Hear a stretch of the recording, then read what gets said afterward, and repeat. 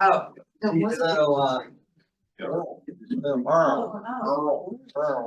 EARL. so you don't hear that. All right, we want to switch gears a little bit today. Last couple of months, we've been working on the Gospel of John, and we say John is different than the general layout of Matthew, Mark, and Luke. And so we kind of went after that. One thing to say John's different. Now, can we articulate as to how John is different? So we brought an end to that and spent a couple minutes at the end, and I asked, what you learned or what stood out. Had some pretty good responses. So that was good. Now what we want to do is we want to talk about the fact that when we talk about the Bible in this class, a number of you have different translations, and that's no surprise. There are translations, many translations out there, and what we've seen in the last 5-10 years is some newer translations coming out. The Common English Bible came out recently. The New Revised Standard Version, which I brought this version today, it came out in '93, and then about a year ago, an updated edition. So it's New RSV UE for updated edition. So that just came out, and they're coming out with all kinds of, this is Oxford's annotated Bible. Society of Biblical Literature has their study Bible of this translation, and the Westminster, John Knox, Westminster, John Knox, they have the Westminster Study Bible. So there are, and we're going to do that. I want to get into some history, but after we do the history session and before we get into the contemporary translations, then I want us to really get an understanding of the difference between footnotes to a Bible translation and then your annotated notes of whatever study Bible you might have. Because I have the New Revised Standard Version here just in a translation. That's it. There are footnotes to the manuscript or to the text, but there's no commentary or what I'm calling annotated notes. And then I go to this Bible, and this is the same translation, but it has annotated, it has the footnotes that you have here, and then it has annotated notes at the bottom. So I want us to get an understanding, because sometimes when we talk in class, they'll say your footnote says this. Well, is that an actual footnote to the text, or is that an annotated note? And we need to, do you know what an annotated note is? Tell us.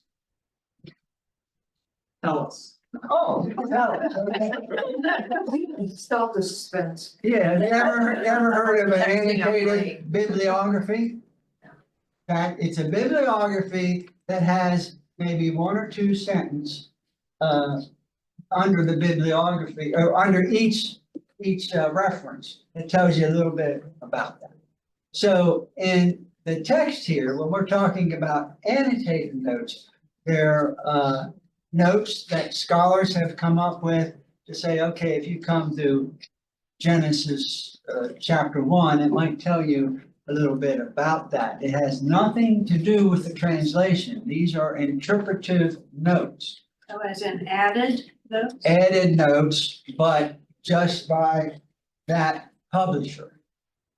So I could have a study Bible for the new RSV, New Revised Standard Version, or there could be a devotional Bible. The notes would be very different. A devotional devotional notes will be very different than study or academic notes. And, so I'm saying that because people come into class here and you have different kinds. Someone might have a study Bible, someone might have an ecumenical Bible, and someone might have a, devotional Bible. So the notes are going to be different. And we just came out with the, Anabaptist, edition. The notes there are again, interpretive notes. They're using common English Bible translation, it's ESV, but the notes are actually came from 500 Bible studies. They were celebrating the 500th year of Anabaptism. So so that's what you have. So we definitely want to make that distinction. And I set up a table here and you can all stand around. Just bring your Bibles to the table. And, although, do we need to do that? Did what I just go over help with that, or do you want a visual demonstration? Visual. Okay, yeah, we'll do a visual. I still don't understand the difference between an annotated and a footnote from what you just described. Because a footnote looks, or an annotated note looks an awful lot like a footnote to me. Let me see your Bible. Now, so these are footnotes to the text. Actually, these are added too. These are your annotated. This is considered a footnote. Well, I thought these are just referring to other parts of the. they are. They direct you to other parts of the Bible to. Yeah, see, we need to find. Job 6:14. So Those are actually, so different Bibles do different things. So yeah, we'll have a visual, we'll try to figure it all out. So we might take a, What's the Anabaptist one on the side, those notes, yeah, are those annotated? yeah, those will be annotated notes. Maybe I need to come up with a word. I'm using annotated just because it's what the New Oxford does. It says the New Oxford Annotated Bible. Michelle, In other words, an annotated would, here's your footnote, this is my source, right? Normally on a footnote, this is the source, Yeah, and then an annotated would then explain in more detail the source. yeah. And it usually does it verse by verse. And if it doesn't do it verse by, it might skip a verse here and there, but it's usually as you go through from Genesis to Revelation, it's going, your annotated notes are going to be interpretive notes. Does that help? Interpretive notes are interpreting, and again, any publisher is going to have different interpretations. So if you have a study Bible from the New International Version translation, depending on who is publishing that study Bible, that's going to be a different translations and probably a different viewpoint than the annotated notes of the New Revised Standard. Generally, the footnotes would be pretty much the same throughout, but the They should notes be. would be more different. And we've talked about footnotes, so I'm trying to give you an example of a footnote. Let's say we come to a Hebrew word that we don't understand, so it'll say Hebrew : uncertain. So most translations will have that. It might be a word that occurred only one time, and Hebrew was written long ago, and there are some words we just don't know, and we work with the context and we do the best we can. But if we have a word like peace that occurs, or shalom, that occurs over 240 times in the Old Testament, well, we know there's like 14 different meanings of that. That has a wide semantic range, and And we have a pretty good understanding of what shalom means in different contexts.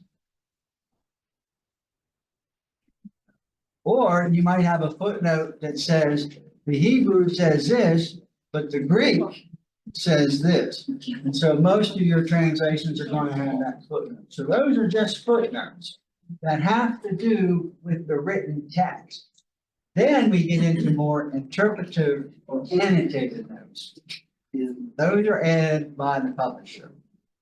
So hopefully we'll continue that discussion on, and we'll have a visual session. I'll set a tape. The Anabaptist Bible says that when you look at a variety of sources, it makes for lively conversation. Yeah. So that's what we're expecting. Yes. Don't want boring, no boring. Good point, Donna. That's away, but No don't. problem, Donna. And here's the point, when we get to something and I might read it and someone say, well, my translation says this. My translation says this. Well, that's what we're doing. We're looking at the footnotes but then someone will say, but my footnote says this, and sometimes you're referring to an interpretive or annotated note. And what happens is we get a lot of Lively discussion. conversation.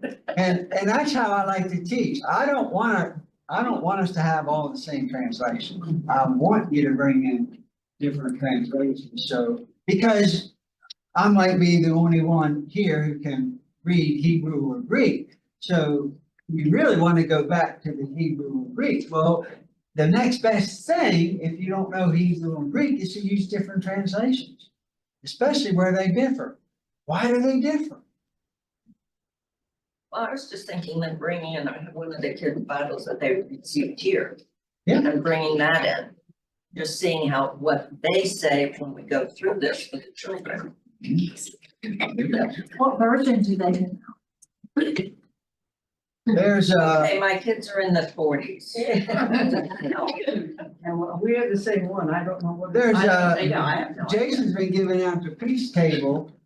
And I'm not sure if that's, the thing with children's Bibles is sometimes they're a translation and sometimes they're just telling the stories. So you just have to see, are we dealing with a translation or are we dealing with, general stories? And the older the children get, the more they get a translation. Like I got my first translation of the Bible. It was your Revised Standard Version because the Revised Standard Version didn't exist in 1969. I was 11 years old and I got my first translation. Still have it. Has my name printed on it. And it's rags. It's very. When you say it's by the publisher, they put it in, is that singular? Or, I'm just saying, if you're the publisher, you're the one that says what goes in. Yeah. Could it also be the class here, we discuss it, and then, somebody would say, yeah, that's the truth, let's put it in. When you say publisher, what does Well, that mean? usually publishers will then, let's say, New International Version wants to put together a new devotional Bible. They will probably get a committee of maybe 50 or 70 people. And 5 people might take the book of Genesis, 5 people might take the book of Exodus, and so forth. And then they work at it that way. So you do have some different viewpoints with these annotated notes. Now, not to take this further, but you can get away from the text and you can buy commentary. A commentary is usually written by one person. You know what a commentary is? Like, we have the, well, and those will be one volume commentaries. There's Jerome, one volume commentary. Barclay. Yeah, Barclay has a whole volumes, and, we have what's the, Anabaptist, the Believers Bible Church Commentary. Chris has written for that, Chris Booker, we have some in the library.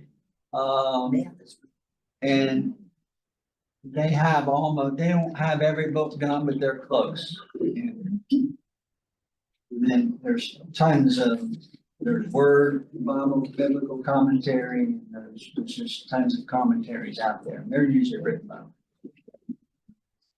Okay, now what we want to do is do a little bit of history, because our goal is to work with English translations and the translations we have now, and to try to make sense of those, because we can categorize them. We have some word translations which really look at the literal text of Hebrew and the Greek. They're trying to preserve that as much as possible. Then we have thought translations, which get away from the choppiness and the awkwardness of a word for word translation, and they're trying to put it in everyday language. They're not concerned with preserving the Greek and the Hebrew grammar, or I'll call it syntax. And then we have a balance of the two, word for word and thought for thought. And then we have paraphrases. So we want to, that's where we're headed. We want to understand the difference between those different translations. So if someone says, okay, my translation says this, I'll say, okay, what translation is that? International Version? Okay, that's a thought for thought translation. So we want to get to that point. We can begin to identify different translations and what their goal is. So that's where we're headed. And how many Bibles, recognized Bibles, like that have names like on this? Can you give us a You mean ballpark? translations? Can you give us a ballpark? I'm gonna say 30. What would you say? I have close to 70 in my collection. Okay. And how far do they go? I mean, like, A few of them, how far do I go back? how far back? Yeah, I have digital copies of Wycliffe. yeah. And So that's 1380. 1380. And that's the first one we're gonna talk about. It there, so. And remember, King James wasn't published. It started in 1604, but it wasn't published until 1611. So we had some translations before that. So that's what we want to do.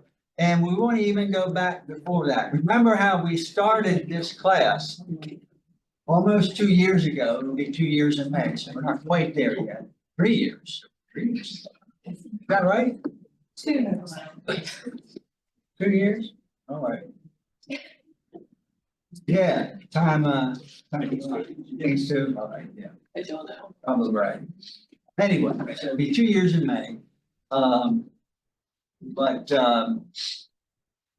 We did talk earlier how the Old Testament was originally written in what language? Hebrew. And the New Testament was originally written in Greek. So by the time we come to the early church, which is in the 1st and 2nd century of the Common Era, or AD, we have a Greek Bible, because the Old Testament had been translated from Hebrew into Greek. And the New Testament was originally written in Greek. So the early church had a Greek Bible, and I think you'll have that on your handout. I'm going to be following that handout. The early church used the Greek Bible. There it is. So they did that for several centuries. Then by the time we get into the 4th and into the 5th century, Latin was becoming and it came out of Italy and Rome, and Latin, or the Roman Empire. Latin was becoming the standard language, meaning the language of science, theology, some literature, and international communication. Yes? Well, I have a question on something that you said earlier. Yeah, go ahead. The early church used a Greek Bible. The Old Testament was translated from the Hebrew to the Greek. Yes, Is that called the Septuagint? yes, we call that Septuagint. I've been hesitant to use that term Septuagint because there were other Greek translations out there. So for the purposes of this class, I'm trying to keep it as simple as I can. But people, you'll hear that term Septuagint. John David uses that term a lot. Yeah, he does. And, but I prefer not to use it as often perhaps, just because when you start talking about a Septuagint, just as the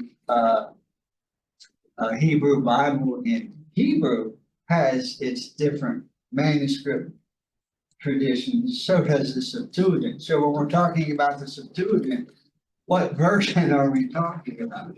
So I would prefer just to say Greek and have that be the umbrella term as opposed to Septuagint. But John David, he's done a lot of study in Septuagint, and that's near and dear to his heart. So, but so let's just keep it with the Greek. But if someone says Septuagint, we're talking about a Greek translation.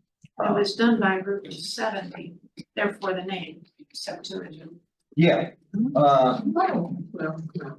As a legend goes. Yeah, I mean, the thing about the Septuagint, and I don't want to get too far on this, but it was translated over about 3 and 4 centuries. And people will. Wasn't the same group, so they. No. See, and we talked about this and it was a while ago, probably a year and a half ago, or a year ago, where how the 70 or the people who were charged to do this translation, they started with what? If you're going to start translating the Hebrew Bible, you're going to start from the beginning. So they started with the first 5 books. Well, when that translation was begun, some books hadn't been written yet. Daniel hadn't been written yet. So, but eventually they all were translated over a matter of 3 centuries. So the whole idea is that there were Septuagint means 70, and why does it mean 70, Sharon? I just read something. Yeah. Proof is 70. Yeah, because this is your Roman numerals, 50, 60, 70, and Septuagint is a Greek term for 70. So that's how we get that name. And I'm kind of shying away from Septuagint because that's not in our regular vocabulary. And yes, you do this kind of stuff for a living. What's really crazy about that number, it was really 72 translators. Yeah. 12 tribes, 6 from each tribe. Yeah, there was some thought put into this, Yeah. whether or not it was actually 72, but that's the legend. There were 72, and then they rounded it down to 70. Use the Greek name of 72. It's not Right. complicated. Yeah, what is the Greek name for 72? Well, I'm not sure. It would be Septuagint plus 2. It would have Septuagint in it somehow, and then. Ask John David. Okay, we could have. David, I had a question. You said that Latin became the Yeah, language. yeah, bring us back. Was it a spoken language ever?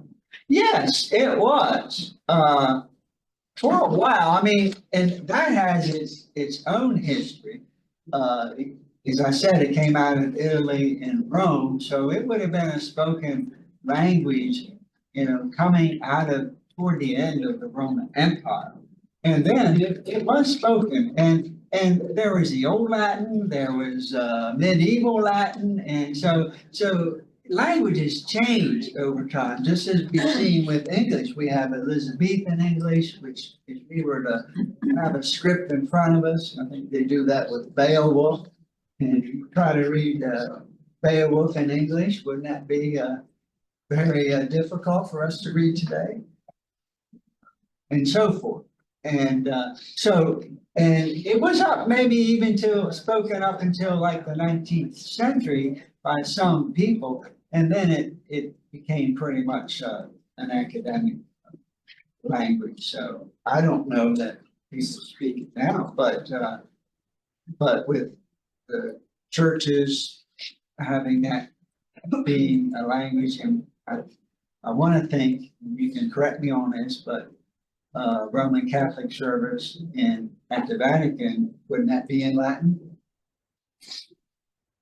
I think so. Well, used to. Well, the Catholic service is Latin. Yeah. Some Catholic services are still in They're Latin. still on.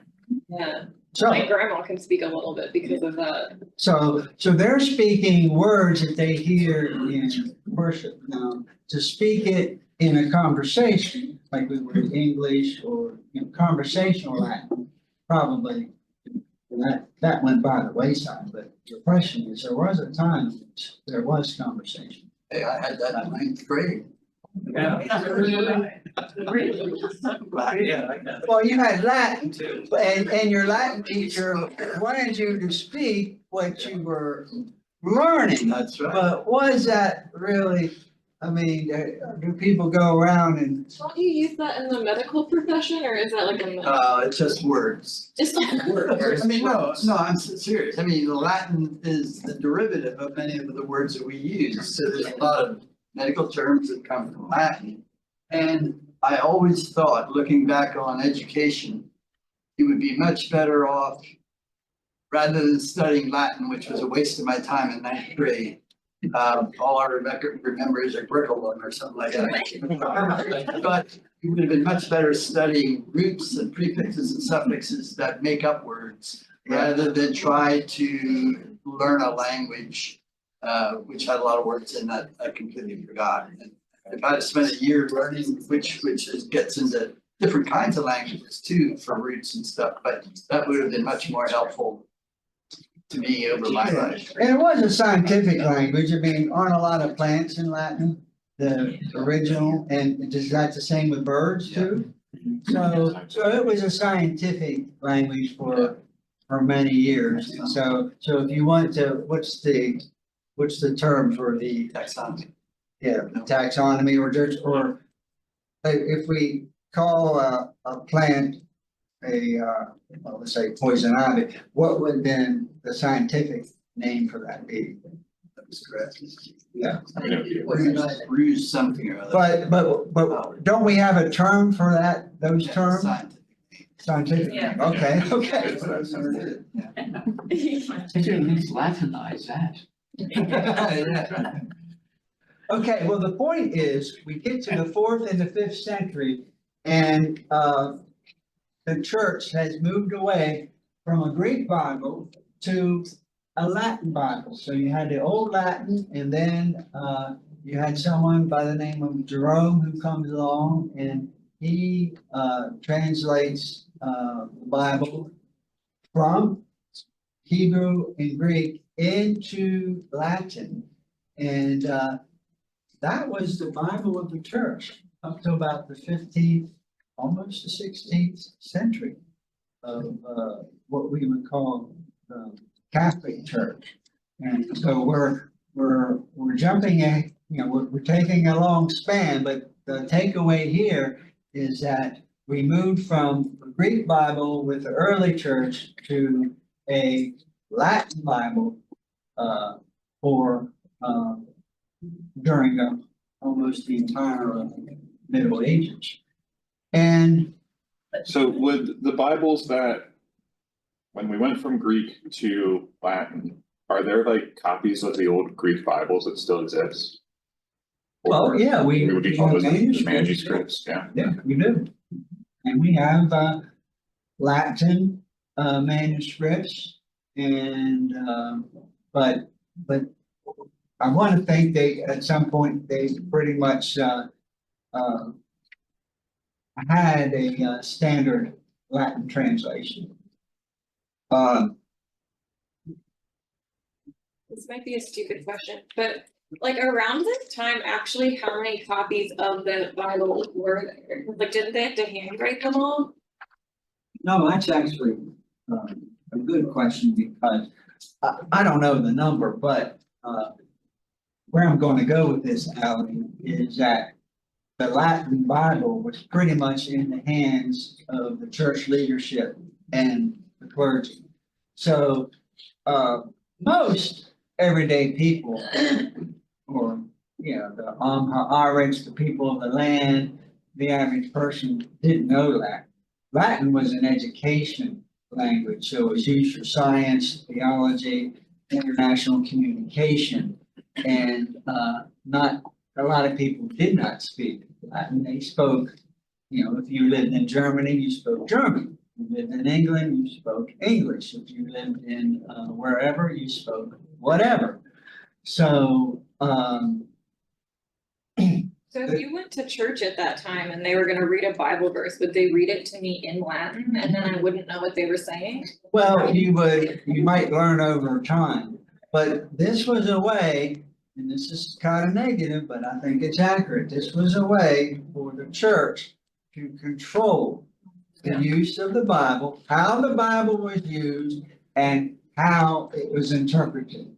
So it would be read, but then there would be homilies or sermons, and you kind of learned what the contents of the Bible were through the leaders of the church, and as to what these verses or what the Bible meant.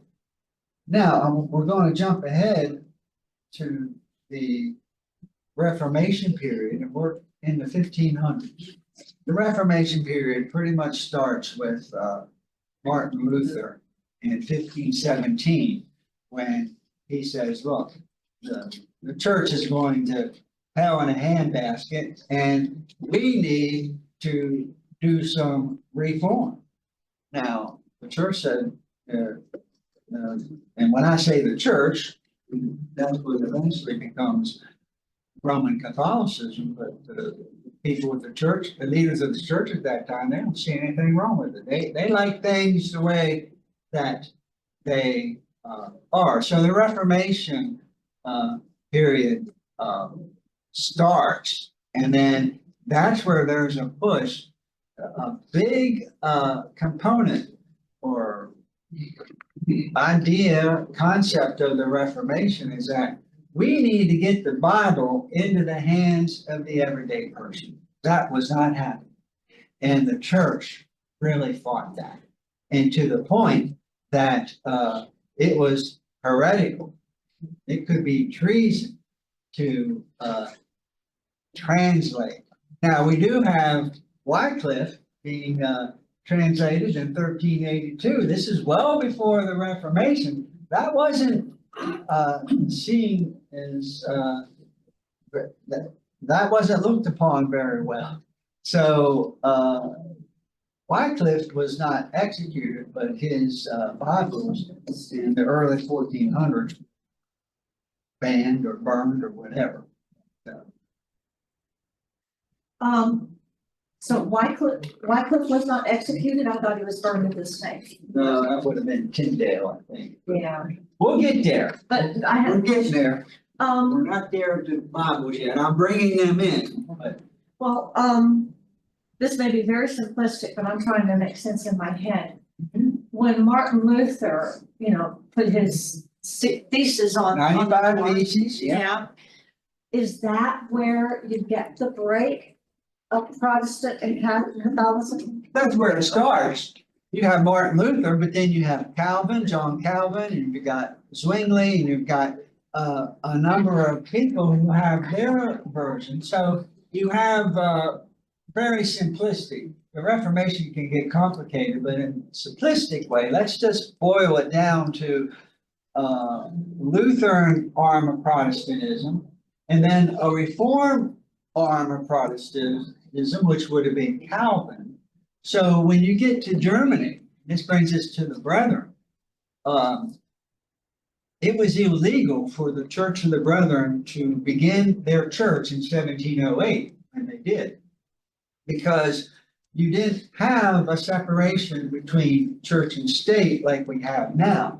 So you lived in Germany, you could be, and a lot of this was geographic, but you had to be, if you wanted to be religious, you had to either be Roman Catholicism, Lutheranism, or the Reformed Church. Other than that, it was illegal to start your own church. And again, the church was having, even after the Protestant Reformation, they were having, trying to have control from a church and state standpoint. And then the Brethren come along, and they're part of what we call the Radical Reformation. They said, hey, the Reformation didn't go far enough. And that's a whole class and series in and of itself.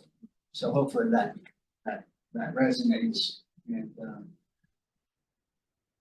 so again, the church argued that it was heretical to translate the Bible into anything other than Latin. Now, you get to the 1380 and even maybe before, people started to try to get the Bible into the hands of the everyday person. But at first, it was just small portions of the Bible. And it looks to me like the church was tolerant of that for a while. The church really began to push back when people started to make full translations into English. That's when the church got a little concerned. If someone would just translate the book of Matthew from Latin into English, or maybe all four Gospels, they weren't too concerned. But someone starts translating the whole New Testament and then starts translating the Old Testament from Latin into English, then they would draw the line, set the limit, and that's it. And so people were burned at the stake and Bibles were banned. Okay, I'm going to stop there just for a minute before we get into on your handout to the Wycliffe Bibles and the ones I have listed. I tried to give you an overview, and the main takeaway here is we moved from a Greek Bible in the early church to a Latin Bible in pretty much the Middle Ages. And now we're moving into the Reformation period. And again, one major component of the Reformation period is to get the Bible into the hands of the everyday people, just as you have your own Bibles today.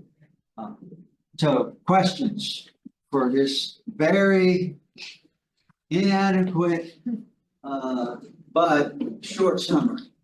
We were talking earlier about Bibles used to be handwritten. Didn't the printing press come along around that time and make it much more possible?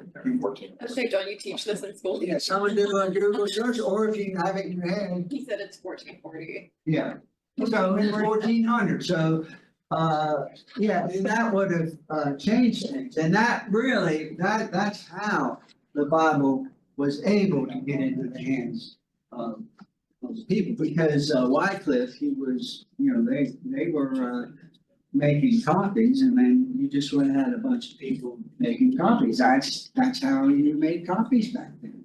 It was right here. And then you had a printing press. So I have, maybe you covered this sometime in the past. I'm not sure. That's fine. The original documents that the Greek Bible came out of, I mean, they're gone, right? I mean, we can't say, and where are these old documents even stored Right. at this point? Well, let's start with the first question.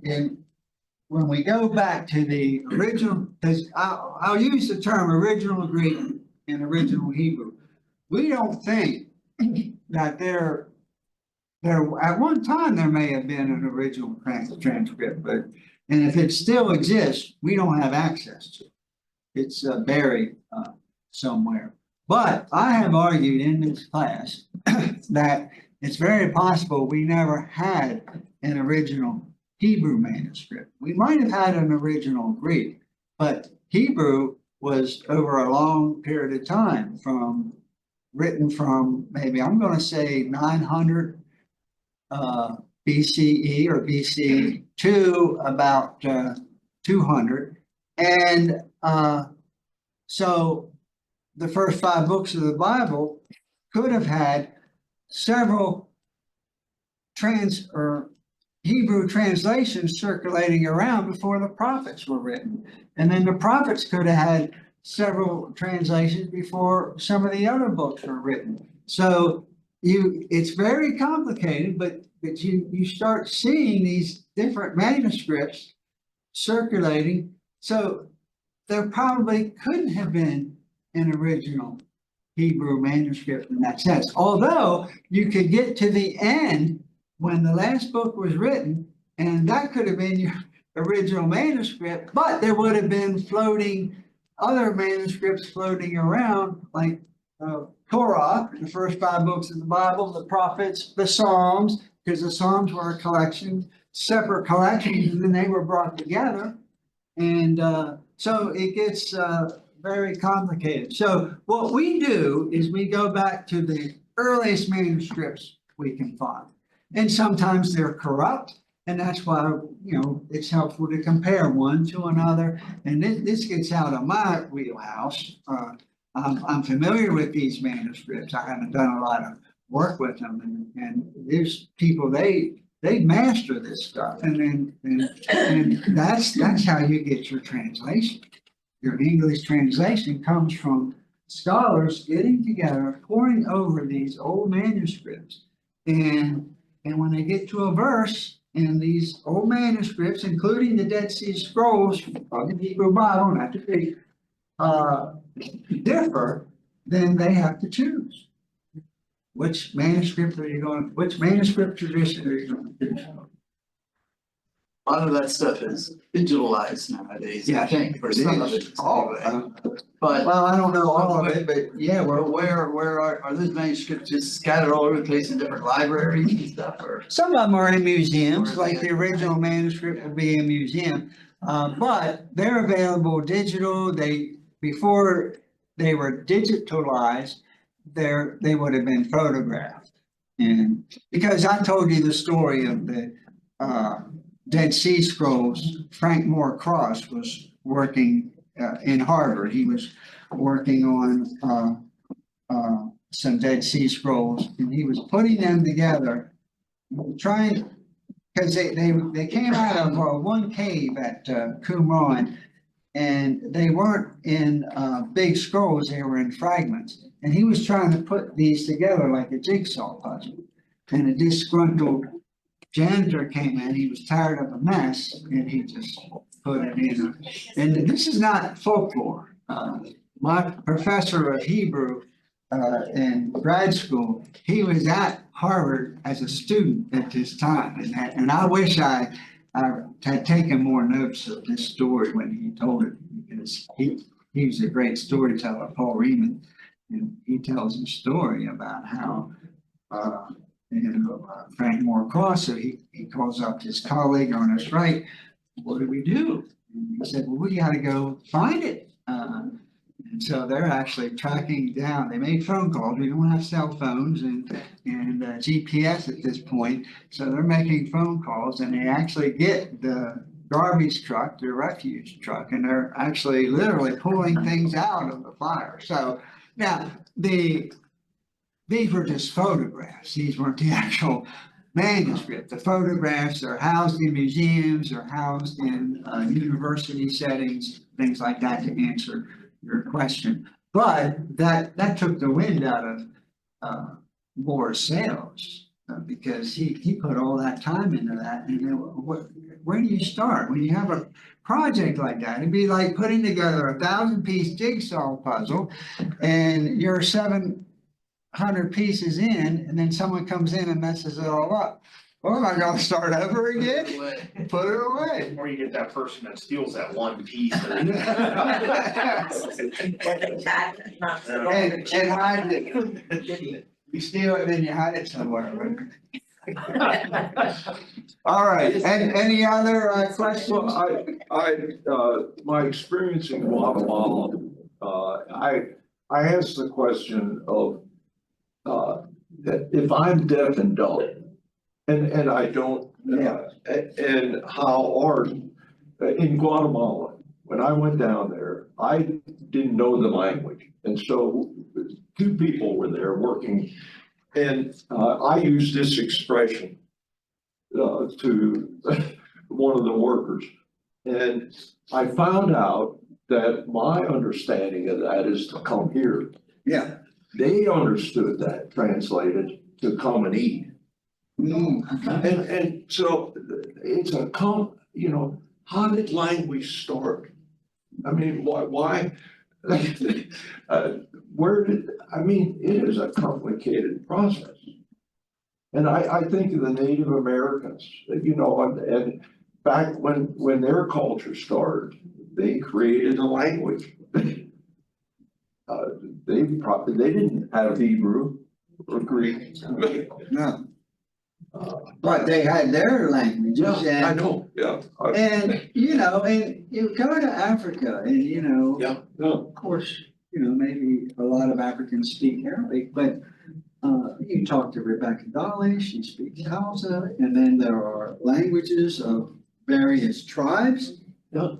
And how these, what amazes me is how these are put together.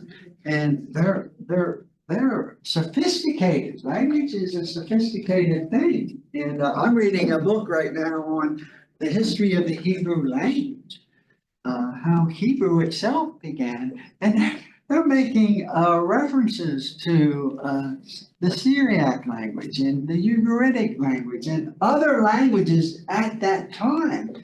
And they're comparing verb forms and noun forms and it just boggles my mind. He sleeps well. What's that? He sleep well. Yeah. You need that for a while. Oh, I just find it fascinating, but yeah. But think about those of you who've had language. Maybe you took French, maybe you took Spanish, maybe you took Latin, German. High school or even in college, just how every language has a structure and it's pretty sophisticated. So we just do the best we can. I mean, it boggles our mind, George. Today, the interpreters, when, countries, meet, Yes, like at the UN. yes, or even peace talks Yeah. that supposedly are going on now.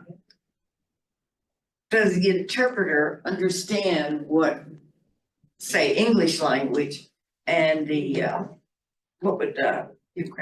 Ukrainian language, would they understand? Or Russian, Or yeah. Russian or, Well, the goal is, yeah, you're going to have an interpreter that's very fluent in both languages. okay, that's what I thought. Yeah, I mean, and now, and I don't understand the technology, but this goes back to the 1960s where you can put on a set of headphones and now we have AI and all kinds of things that if you have a German phrase or whatever, you just type it in and it'll come up. Was that the original intent of the person who used that phrase? How it's translated, I don't know, but so you have to be careful with that. But yeah, an interpreter is going to have a pretty good idea of what a person is saying in Ukrainian and then translating that to someone who Now, might be we'll go back speaking to English. the time that you're talking about. Yeah. These were learned people who were translating for the common folk. Yeah. That's right, Okay, yeah, so, so they'd have to have a knowledge of the common food. yeah, so. Of their language, of what they, So when we look at the Wycliffe version, when they translated that, they tried, it was more of a word for word translation of the Latin. And so it got a little bit choppy and awkward. And then a couple of years later, they started another version of the Wycliffe translation, English translation from the Latin, and it was more of they were trying to use idiomatic phrases or just phrases from everyday language at that time. So it could be more understandable. well, in some languages, you can't translate verbatim. Yes, I think I've we'll said. get into that, yeah. Yeah, I think I've said it, that my brother and sister-in-law, sister-in-law and brother-in-law were sent to Argentina to help them translate the New Testament, upgrade the New Testament. Right, And the one phrase, Jesus walking on the water, they Yeah. couldn't translate that into that native language. Mhm. For the language. well, and And yeah, so I don't know what they did, but that was, well, you do the best you can. yeah. You get to that point where, and I said this earlier, in Hebrew and in Greek, we'll come to phrases and we have no idea what this word means, or we'll come to a phrase, we can put that phrase together, but we have no idea how to come up with an English equivalent because it's so choppy and it doesn't make sense. And we're actually gonna have one of those. I took one out of Matthew, so we'll have an example a couple weeks down the road where it just doesn't make any sense. I think it comes out of Luke, where Mary became pregnant. It's a Greek phrase. It just says she had in the womb. That's it. She had in the womb. And they understood that. In Greek, it meant someone was pregnant. So that's what the translations say. They're not going to. So you lose it, but you have to come up with the best you can. Thank you. I'm just curious. It seems like this is all gonna go into like English and stuff. Is there a history of it going in other directions at all, like other parts of the world, like? Oh, yeah. I Like, mean, we're gonna look at when the first like English Bible. yeah, we're focused because that's what we use, but in. Like, did it go east? Did it go south? The Reformation starts in Germany, so Martin Luther, he comes up with his translation in German, and then there are others, so you have, and they're trying to get they're not trying to come up with English translations in Germany, they're trying to come up with German translation. And then to make things a little bit more interesting, in 1054, that's when you really had the split between the Western Church, which would be Rome, and then the Eastern Church, which is now Eastern Orthodox. And the sticking point there was, we want to keep the Greek Bible. So they went back to the Greek, and the Western Church stuck with the Latin. So when I say that we had the Latin version up until the Reformation, the 1500s, I'm talking about Western Christianity as opposed to Eastern Orthodox and so forth. So we're at a point we might stop here, because what I want to do next time is on your handout, we spent today looking at the introduction. You know, I gave you a background, and if you don't, the main thing I want you to take away is, again, we start with the Greek translation of the Bible for the early church. Then in the Middle Ages, it's all Latin. And again, that was so the church could control how the Bible was used and how it was interpreted. And then a major pushback when we get to the Reformation is that, well, we're tired of that. We want the Bible in our hands for ourselves.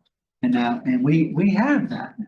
But this starts back in the 1300s and really takes off in 1500s. And then the Bible becomes accessible to everyday people. And that kind of, well, I think it's helpful to look at some of these earlier translations that lead up to the King James. And then we're gonna skip from the King James to our translations that we have now. So that's where we're headed. And I hope it's a good journey.